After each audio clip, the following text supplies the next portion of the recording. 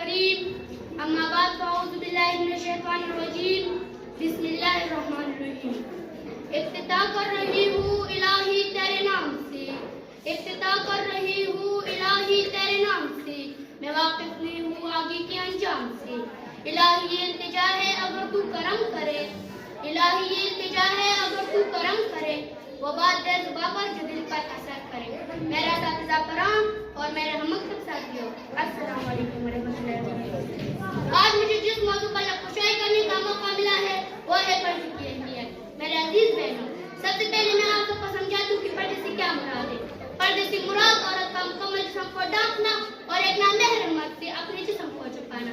میرے عزیز بہنوں، پردے کا مطلب یہ نہیں کہ منہ پر بازار میں پھرے، پردے کا مطلب یہ نہیں کہ غیر محرم کو اپنی طرف مائل کرے، پردے کا مطلب یہ بھی نہیں کہ ایک باریک چادر اپنے منہ پر ڈالے، بلکہ پردے کا مطلب یہ ہے کہ ایک بڑی چادر میں اپنے جسم کو لپیٹ دے، آواز کو نیچا کرے اور غیر محرم سے کلام نہ کرے. معزز سامعین، آج اگر کسی کو کہا جائے کہ پردہ کرو تو کہتا ہے پردہ دل کا کافی ہے. میں کہتی ہوں ارے بہن، ہمارے دلوں کا حال اللہ کو معلوم تھا، اس لیے پردے کا حکم دیا. میں ایسی لوگوں سے پوچھنا چاہتی ہوں، کیا ہماری دل سیدھا عائشہ رضی اللہ تعالیٰ عنہا سے پاک ہے؟